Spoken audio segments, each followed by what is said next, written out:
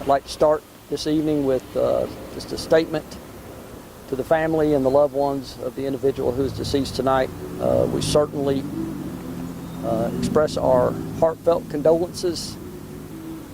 Our job is unfortunately full of a lot of death, but it doesn't ever become routine to us, and we realize there is a hurting family right now and a group of friends that are mourning this evening, and we mourn with them, and we just want the family and the friends and the loved ones to know that they're in our prayers and they're in our thoughts, and they will continue to be over the coming weeks. Earlier this afternoon, just before 4 o'clock, our 911 center received a dispatch of an assault on a female by a male subject. That subject was said to be armed with a firearm, and officers were dispatched as that dispute continued to progress. When the officers arrived, they were able to locate the suspect. The suspect was armed with a weapon. The two officers opened fire on the suspect. The suspect was struck several times, and the suspect is now deceased. We located the victim. The victim was offered medical assistance on scene, was not transported to the hospital, and she is safe. As with all of our officer-involved shootings, we've asked the GBI to come out and conduct an independent investigation. We've also asked our Internal Affairs Unit to come out. Both are on scene right now, and both are collecting evidence, doing interviews, and completing the work that they have to do on the scene and at our headquarters building. Once that's complete, of course, as always, that will be presented to our District Attorney, Flynn Brody, for review and any action that he deems appropriate.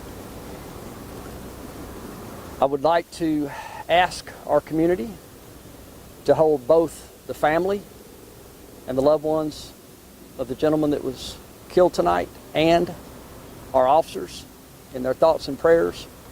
Officers do a hard job. They did a hard job tonight. It was a dangerous call to go to. It was a scary call to go to. They did their job. Unfortunately, it did not end the way the officers, the family, and probably even the victim would have liked. It's an unfortunate outcome, and again, we express our condolences to all those who were affected by this. That's, in effect, all the information that I have right now. I will be happy to take a couple of questions, but I'm not sure I'll have any more details until the officers have been interviewed and the investigation proceeds just a little bit. Chief, do we know the relation of the victim and the suspect? From what I understand right now, and I would like you to take this as preliminary information, very preliminary, we believe that's boyfriend-girlfriend. The original two that were in the argument and the physical altercation. I don't even think I would call it a physical altercation. I believe it was an assault. But they were boyfriend-girlfriend, I believe. Was there anyone else inside the home at the time? I don't know that for sure. I do know they cleared the residence and another residence in the area just to make sure everybody was safe inside, and everybody was safe. I do not believe anybody was in the house at the time.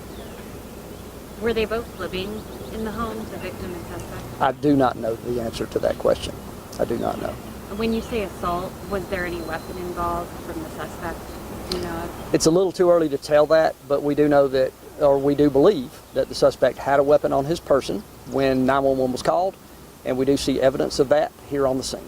Can you tell us what kind of firearm he had? I do not know that. I believe there's a pistol. In the dispatch, there was some conflicting information on that, so I won't bring up other things that I heard, but I believe there's a pistol on the scene. When police arrived, did the suspect point his weapon at officers? Is that what happened? Or? We won't know that this early in the investigation. We have not interviewed the officers, and we don't at this early juncture. That's something that the GBI will perform for us, and then we'll do an administrative investigation later where they will talk to our internal affairs investigators. And Chief, they always say domestic violence is the hardest call that you guys go to. Is this kind of proof of what you don't want to see happen with that?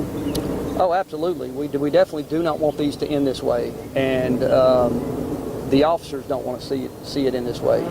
Shootings are hard on officers. I'm not sure everybody really understands that, but it's hard, even in defense, to use fatal force against an individual, against a human being. It's very difficult to do that.